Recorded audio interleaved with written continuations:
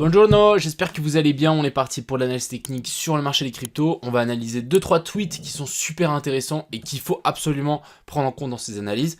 Et ensuite on ira voir l'Ethereum, le BTC et le Solana. On ira voir aussi 2-3 petites autres, donc on a le Gala, le Kaspa, NIR, bref, 2-3 autres comme d'habitude que vous kiffez bien. Je rappelle encore une fois qu'on est sur des zones excellentes, on est venu chercher tous les prix que j'avais du coup indiqué dans ma dernière vidéo sur le BTC. J'espère avoir un retournement. Je vais vous montrer que sur Ethereum on peut descendre peut-être un petit peu plus bas que ce que j'aurais pensé. Et puis encore une fois j'espère que cette vidéo vous plaira. Je vous souhaite à tous un bon visionnage. On est parti. Crypto, million. Crypto, million. Alors, commençons directement ici par un petit tweet que j'ai mis. J'ai dit que les vacances d'été sont terminées. En tout cas pour moi, j'espère à tous que vous avez passé des excellentes vacances. Ce qui veut dire que on est retour au charbon. Moi, je vais vraiment rentrer dans un monk mode de environ peut-être 6 mois, 1 an, où je vais vraiment me focus au maximum sur ce bull run là. Parce que si on n'arrive pas à se focus maintenant, je ne sais pas quand on va le faire. Et le mieux, c'est d'aligner le plus d'étoiles possible. Donc là, si déjà les crypto-monnaies s'alignent plus ou moins, et si nous aussi, on s'aligne à ces crypto-monnaies là et on commence vraiment à travailler à fond, je pense que au bout d'un moment, on va commencer à gagner pas mal d'argent. Et c'est l'objectif. L'objectif, c'est quand même de gagner beaucoup d'argent pour être tranquille les prochaines années. Je pense sincèrement que si on s'y met à fond, il y a un monde où tout le monde peut changer sa vie. Donc, c'est ce qu'on va essayer de faire. Et si jamais vous voulez essayer de faire la même chose que moi ou de rejoindre plus ou moins ma mentalité, etc., il y a le groupe Crypto Pro qui est ouvert. J'ai mis un petit code promo, donc vous mettez Winter Arc et vous avez moins 20% de réduction. Il y aura le lien en bio si jamais ça vous intéresse. Mais voilà, l'objectif c'est encore une fois, si tout le monde est dans un même groupe et on va au même endroit, il y a de fortes chances qu'on y arrive tous parce que même les retardataires du groupe vont être aidés avec les gens qui vont plus vite. C'est un peu l'objectif d'une communauté et voilà. Enfin bref, on va directement analyser le BTC. On va aller voir un petit peu ce que j'ai enregistré sur Twitter parce qu'il y a quand même des choses assez intéressantes que j'ai enregistrées. Déjà, je voulais vous montrer ce trade là. C'est un malade. En gros, en daily, il a gagné 32 millions sur la dernière baisse qu'on a eue. Et vous voyez que ici, total PNL, on est à 672 millions de PNL, presque le milliard de PNL sur Binance. C'est une dinguerie. Du coup, voilà, sachez que si jamais vous pensez que vous êtes gros, il y aura toujours quelqu'un de plus gros que vous dans la crypto. Donc clairement, encore une fois, un conseil, ça ne sert à rien de vous comparer à d'autres gens. Ici, on a une petite map des liquidités. On a bien évidemment des liquidations au nord, vers la zone des 60 000 à 58 000. On a aussi des liquidations ici vers la zone des 52 000. Et ici, on peut voir qu'on est vraiment dans le rouge. Donc il y a vraiment beaucoup de gens qui sont en train de shorter ce BTC, c'est plutôt bon signe pour nous. En voyant ces liquidités ici, je me dis qu'on peut peut-être refaire une petite dernière chasse en dessous avant de repartir. On verra, mais en tout cas, c'est ce qu'on peut voir sur l'Ethereum. Alors, passons directement ici sur ce BTC. Le dessin que j'avais dessiné il y a quelques temps, on est enfin arrivé exactement sur les mêmes niveaux. Vous voyez que là, si je tire un trait, on est bel et bien revenu chercher le tout en bas de mon dessin, donc très très bien. Maintenant, ce que j'attends, c'est ici un retournement de structure. Alors, il y a plusieurs styles de retournement de structure, étant donné qu'on est dans la zone ETE. Vous voyez qu'on est venu récupérer l'équal low qu'on a laissé là. On est venu aussi récupérer la bougie après la mèche de liquidation qui était située ici, donc magnifique. Franchement, c'est trop propre. Et en 4 heures, on va pouvoir voir qu'aussi, alors, c'est pas en 4 heures, en 4 heures c'est sur le Solana, la Fair Value Gap qu'on est en train de tenir. Mais du coup ici sur le BTC, ce qu'on peut voir, c'est que on est en train, après ce petit pump, de plutôt latéraliser. Alors, maintenant je vous avais hier, il y a quelques jours, indiqué les différents types de bottom qu'on pourra avoir sur ce plus bas là et les différents types en fait de retournement de structure. Alors moi j'en vois déjà un qui est vachement visible, c'est la Fair Value Gap qu'on a ici. Alors ici on a une Fair Value Gap qui va jouer beaucoup et je pense qu'elle va vraiment dicter beaucoup ce que le BTC pour faire. Alors déjà en premier temps, vous savez que les zones de Fair Value Gap sont des zones de résistance ou de support. Actuellement ici elle va agir en tant que résistance. Vous voyez qu'on est venu taper un petit peu dedans et aussi on est en train de se faire rejeter. Maintenant, nous ce qu'on veut voir c'est une clôture à travers. Si on arrive à faire une clôture à travers et exactement au-dessus ici de la zone des 55 600 en 4 heures, je dis bien une clôture ici au-dessus, on va pouvoir estimer que ça c'est le bottom. Mais pour le moment c'est pas le cas et juste là on est en train de se faire rejeter. Donc il y a un monde. On vient récupérer l'équalo qu'on a laissé juste ici en dessous vers la zone des 53 700, excusez-moi. Donc vous voyez qu'ici on a laissé clairement un petit équalo. Pourquoi pas même se réappuyer dans la petite zone d'OTE et d'OTE qui est située ici vers la zone des 53 400 pour nous faire potentiellement ici un double bottom.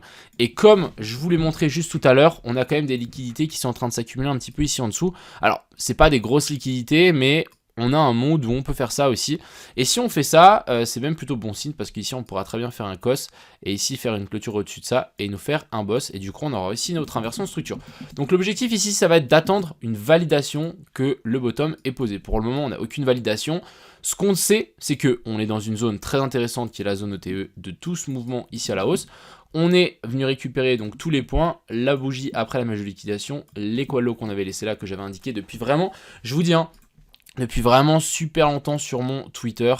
Si on descend un petit peu plus bas, alors si on redescend encore un petit peu plus bas, j'avais indiqué que le BTC allait redescendre un petit peu plus bas, comme ici, récupérer donc ces zones d'équalo et la bougie après la mèche de liquidation, et ensuite qu'on repart. Donc l'objectif maintenant, c'est qu'on fasse un petit setup de retournement et qu'on reparte.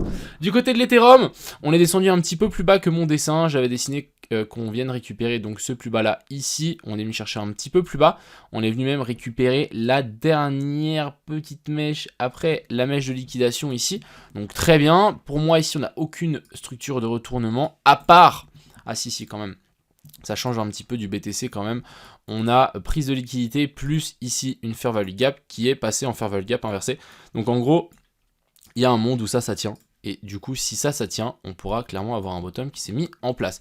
Après, moi, pour être vraiment sûr, j'aurai quand même une clôture au-dessus de l'énorme zone de fair value gap qu'on a là. Donc ici, imaginons, ici, on a une énorme grande zone de fair value gap. Je voudrais quand même une clôture au-dessus ici de la zone des 2337.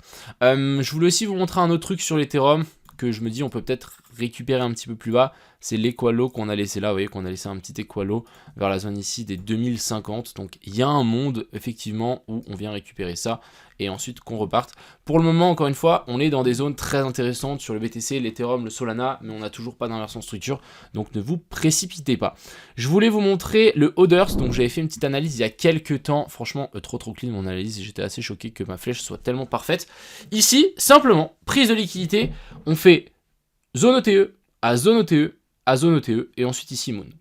Et on vient récupérer toutes ces liquidités ici sur du coup l'Hoders. Et vous voyez ce qui s'est passé? J'ai pas touché mon dessin, on est bel et bien redescendu. On est venu récupérer les liquidités et là on est en train de vouloir repartir vers le haut. Donc Hoders c'est quoi? C'est toutes les crypto-monnaies sauf le top 10 en market cap. Donc l'objectif ici ça va être qu'on tienne ce plus bas là et qu'on s'envole un petit peu plus haut.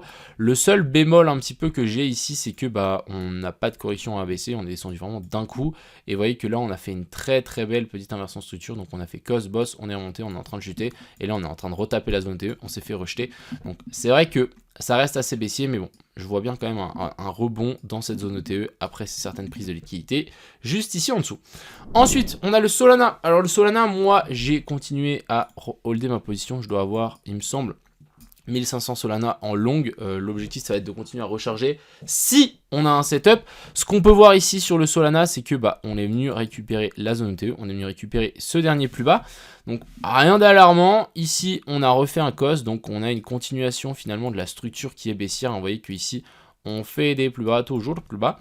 Maintenant, ce qu'il faut voir, c'est si on redescend, est-ce qu'on va réussir à faire un plus bas plus haut que celui-là? Ce serait un petit peu l'objectif. On peut, je pense, tirer un petit fibo. Pour le moment, c'est plutôt bien rejeté. À voir si on vient pas s'appuyer ici dans la zone des 0,108 pour ensuite vouloir repartir. Moi, je trouve assez optimiste finalement le Solana. Pourquoi? Parce qu'on a vraiment une grosse divergence ici qui continue à se mettre en place, alors qu'ici on descend de plus en plus. Ici le RSI nous fait des plus bas, toujours plus haut. Même chose sur l'Ethereum. Vous voyez que là on a vraiment une grosse divergence qui s'est mise en place. Donc vraiment ici on est venu nous faire un plus bas. Donc vous voyez qu'ici on est bel et bien venu faire un plus bas que celui-là, et ici on est venu faire un plus haut que celui-là. Donc l'objectif ici ça va être de simplement valider ces divergences pour qu'ensuite on se dise ok, là on a déjà un premier signe qui nous dit qu'on va sans doute repartir vers le haut. Voilà un petit peu pour le Solana. Encore une fois, moi j'ai toujours ma position ouverte.